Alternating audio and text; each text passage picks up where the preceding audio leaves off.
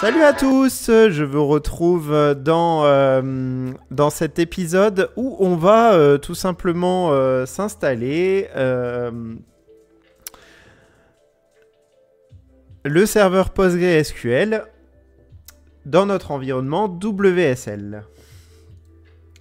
Alors, donc dans un premier temps, j'ai donc ouvert ici ma petite machine WSL, comme d'habitude, et je vais suivre dans un premier temps le petit guide qui va me permettre d'installer PostgreSQL. Alors, la première chose qu'on remarque ici, c'est qu'on a une instruction qui est assez longue, qui concerne tout simplement l'ajout du site officiel, du repository officiel, ou plutôt même, je devrais dire même du registry officiel de PostgreSQL, tout simplement pour pouvoir récupérer directement la dernière version au niveau de notre distribution Linux. À noter que cette petite commande lsbrelease-cs vous permettra de récupérer vraiment les packages dans votre outil apt concernant votre distribution et pas les autres distributions existantes, bien évidemment. Ça va cibler vraiment celle que vous utilisez, à savoir ici Ubuntu, donc 24.04. Je lance, je saisis mon mot de passe et j'ai rajouté donc du coup cette nouvelle source à ma liste de ressources disponibles sur mon système. Ensuite, je vais rajouter ici la clé qui me permet d'accéder à ce registre. Voilà. Ensuite, à partir de là, je vais lancer la commande sudo apt-get update pour pouvoir, ou sudo apt-update, hein, c'est pareil, pour pouvoir mettre à jour donc du coup les packages sur ma distrib. Et à partir de là, il me suffit de lancer la commande suivante, sudo apt, alors apt-get ou apt, peu importe, installe PostgreSQL, et vous remarquerez que si vous lui demandez de vous afficher toutes les versions, sachant qu'il se base donc du coup sur la version officielle, et ben vous allez pouvoir récupérer, alors je sais pas s'il y a une 17 qui existe, oui il y a même une 17, peut-être une 18, non 17 c'est vraiment la dernière. Moi je suis parti sur la 16, mais on peut installer la 17 si on le souhaite, hein, et aucun souci à ça. En tout cas là vous avez toutes les versions qui sont du coup disponibles, et vous pouvez installer celle que vous souhaitez. C'est l'avantage de partir des sources officielles de Postgre.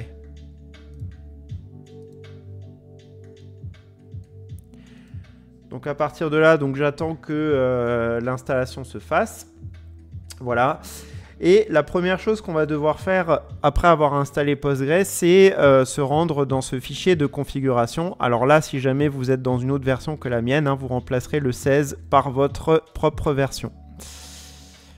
Donc je me rends dans le fichier de configuration en utilisant Nano, hein, qui est un éditeur de texte en ligne de commande. Je descends un petit peu et je vais notamment là où il y a voilà, la ligne là. Et ici, je vais remplacer ici le paramètre peer, je le remplace par trust. Je fais CTRL X pour pouvoir enregistrer les modifications et je fais Y pour pouvoir sauvegarder, je fais Entrée. Voilà, à partir de là, j'ai modifié mon fichier en ligne de commande. À noter que Nano et Vim sont des utilitaires qui sont plutôt sympathiques, des éditeurs plutôt sympathiques pour pouvoir faire ce genre d'opération, notamment quand on n'a pas la possibilité d'avoir un éditeur graphique. Et c'est notamment le cas quand on met en production par exemple un site en se connectant en SSH sur la machine distante, par exemple un VPS. On n'a pas accès aux outils graphiques, donc on peut éditer quand même en ligne de commande grâce à ces petits outils qui sont fort sympathiques. On va relancer notre serveur PostgreSQL. Voilà. Ensuite, je rentre donc avec la commande sudo, je rentre dans le serveur PostgreSQL avec le client PostgreSQL en ligne de commande. Voilà, j'ai accès, comme dans la vidéo précédente, donc à mon serveur PostgreSQL. Et donc, je vais pouvoir lister la liste des utilisateurs. Voilà, donc je vois que j'ai un utilisateur Postgre. On va se créer un utilisateur admin. Donc là, vous avez la commande pour PostgreSQL pour créer un utilisateur admin avec le password que vous souhaitez. Vous pouvez remplacer ici password par ce que vous souhaitez. Ensuite, je crée une database de test en disant que le propriétaire de cette base sera mon utilisateur que je viens de créer.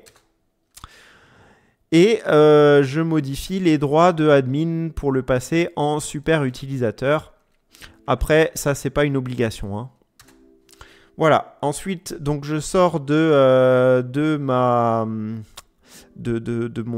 client Postgre. Et je teste cette fois-ci non pas en utilisant la commande sudo, mais en utilisant la commande PSQL directement. À noter que la première commande, on ne vous demande pas de mot de passe, hein, ce qui est normal parce que par défaut, la première fois que vous installez PostgreSQL, il n'y a pas de mot de passe, hein. Il n'y a pas de mot de passe sur cet utilisateur-là. Et tant que vous n'en mettez pas, vous n'aurez pas besoin de vous loguer, avec ça. Donc là, si je fais mon test et que je mets donc mon mot de passe, alors je vois que j'ai encore une petite erreur, ce qui est tout à fait logique. Il faut que je remodifie mon fichier de configuration. Et si je descends un peu plus bas, voilà, à ce niveau-là, ici, je ne vais pas oublier de mettre ici mon Scram SHA 256, je fais CTRL X, Y, entrée, et normalement, cette fois-ci, si je retente, ça va pas marcher. Il faut que je relance mon serveur Postgre. Restart. Et je pense que là, on devrait être bon.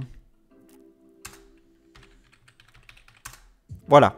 Et là, cette fois-ci, on est bien rentré, effectivement, dans notre système. Donc, on a réussi à installer tout ce qu'il fallait pour pouvoir s'y connecter. On peut faire un petit test avec Adminer également pour voir si ça fonctionne. Donc, pour ça, il ne faut pas que j'oublie de lancer donc sudo service Apache 2 start. Je vais en profiter aussi pour démarrer mon serveur MySQL start. Voilà, et là je me rends dans Adminer, localhost Adminer. Alors attention, hein, donc comme je l'ai dit dans la précédente vidéo, c'est une interface graphique qui permet de se connecter à n'importe quel système de base de données. On a Elasticsearch, on a MongoDB, on a PostgreSQL, on a MySQL. Donc là, on sélectionne PostgreSQL. On met ici notre URL. Donc on met simplement localhost. Ouais, ça c'est bon. OK. Donc je mets localhost ici. Je mets admin ici et password ici. Et je fais authentification. On va tester. Voilà. Et donc là, je suis effectivement bien connecté à ma base PostgreSQL cette fois-ci. Il y a également d'autres outils qui existent. On peut citer par exemple PHP pgadmin, qui est un outil que vous pouvez aussi installer, qui est encore plus sympathique pour le coup que Adminer, si vous le souhaitez, tout comme MySQL,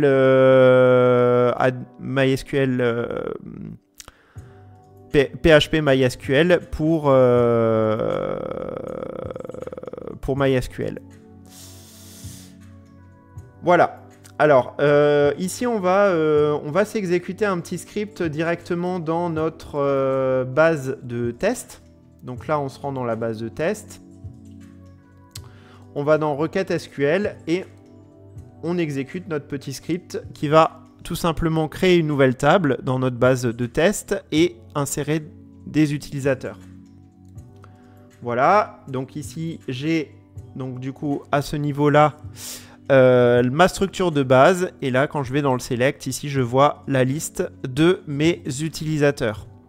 Je peux modifier, je peux rajouter, je peux faire tout un tas de choses directement grâce à cette interface graphique, évidemment. Tac, tac. Et donc là, maintenant qu'on a tout ça, qu'on a fait tout ça, qu'on a fait tout ce travail, ce que je vous propose, c'est qu'on se fasse un petit projet pour tester tout ça. On va se rendre dans notre dossier /var/3w-html. On va se créer un petit dossier. On va l'appeler... comment est-ce que je l'appelle? Je vais l'appeler Node Test PSQL Project. Comme ça, on va tester avec Node.js, Express et la petite librairie Postgre. Voir qu'on fasse un test pour voir si tout fonctionne comme on le souhaite. Donc là, je me rends dans mon petit dossier PSQL Project.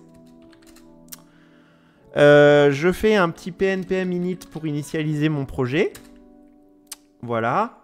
Donc, toutes ces commandes-là sont des commandes qu'on a pu installer préalablement. npm install peut-être.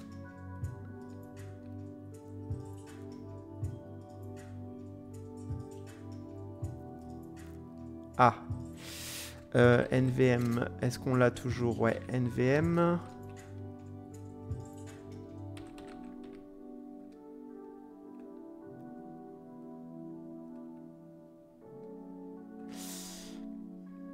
Alors, j'ai dû oublier de faire certaines choses.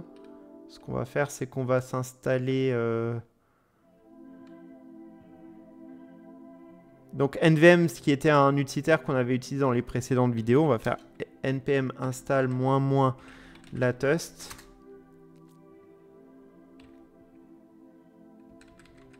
Latest, ça marchera mieux. Non plus. Attendez. Comment est-ce qu'on avait fait la dernière fois? On va regarder. J'ai plus les commandes en tête, mais j'ai fait le guide, hein, donc vous retrouvez tout ça au complet. NVM install -- latest npm.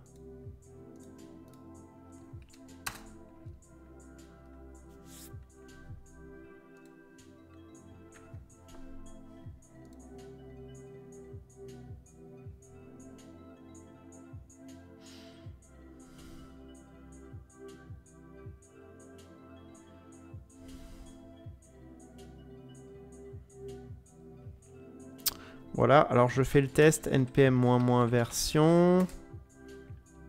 Ok, node -- version. Voilà, npm install -g pnpm. Et normalement, on devrait être bon. Ok, on va faire un petit coup de pnpm. Alors, de quoi est-ce que j'ai besoin? Donc, pnpm init dans un premier temps pour initialiser notre projet. Voilà, on va se faire un petit coup de pnpm install express pg. PG comme Postgre, hein, c'est le client Postgre pour pouvoir manipuler PostgreSQL, avoir un client PostgreSQL dans notre projet Node. Voilà, j'utilise bien évidemment pnpm parce qu'il a tendance à être beaucoup plus rapide. Et ensuite, donc, ce que je vais faire,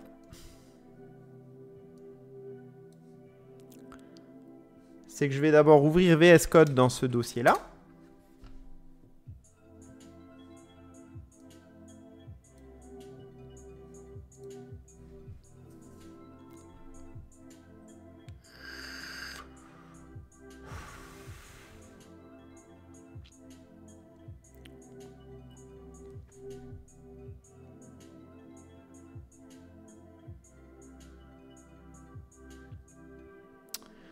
Voilà, et à partir du moment où j'ai effectivement mon PostgreSQL, donc là on voit mon dossier Node module, mon fichier package.json qui a été initialisé avec tout ce dont j'ai besoin. On va se créer ici un petit fichier database.mjs.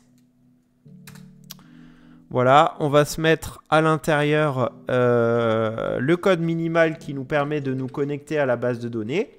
Donc là, grosso modo, hein, j'utilise donc du coup ma bibliothèque Postgre pour pouvoir utiliser le client en Postgre.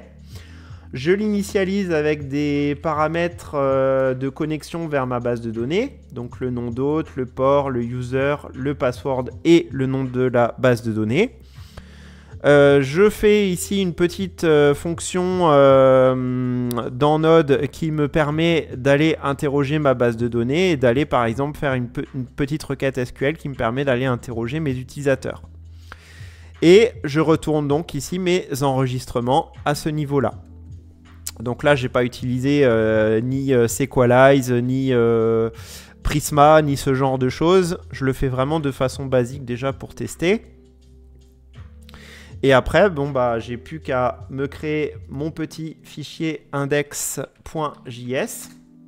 voilà, dans lequel je vais rajouter mon code minimal qui me permet d'interroger mon serveur express. Donc là, je lui rajoute une route de base qui est la route /.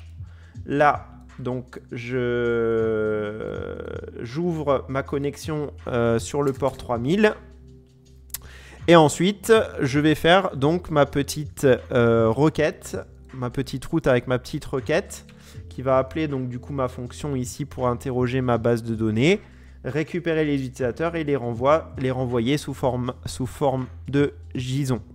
J'oublie pas évidemment de mettre ici async avant les paramètres de la fonction et le petit await parce que cette fonction est asynchrone et donc du coup il y a besoin de la synchroniser. Donc d'attendre le résultat de cette fonction là pour pouvoir renvoyer nos data. À partir de là, je me rends dans le petit terminal ici à ce niveau là et je lance la petite commande qui va bien. À condition que j'ai les commandes. Et je crois que je ne les ai pas. Donc là, je vais rajouter ici une petite commande start dans mon fichier package.json pour pouvoir lui expliquer comment faire les choses. De cette façon-là, j'aurai mon petit script pnpm run start qui me permet de démarrer donc du coup mon serveur. Je lance. J'ai donc ici mon petit serveur qui est démarré dans mon instance WSL et je peux me rendre sur localhost 2.3000. Et je regarde si j'ai effectivement mes résultats. Donc là, j'ai la page de base et si je vais sur /users, qui est l'URL, la route que j'ai créée, voilà, on voit que je récupère bien ici ma liste des datas. Donc si là, je me rends par exemple à ce niveau-là et que je rajoute un nouvel élément, je vais mettre par exemple ici, on va mettre, je sais pas, qu'est-ce qu'on avait mis? On avait mis ça, on met par exemple yannick@gmail.com, je fais enregistrer, voilà, donc là j'ai modifié ma base de données et là normalement on devrait voir si tout est OK.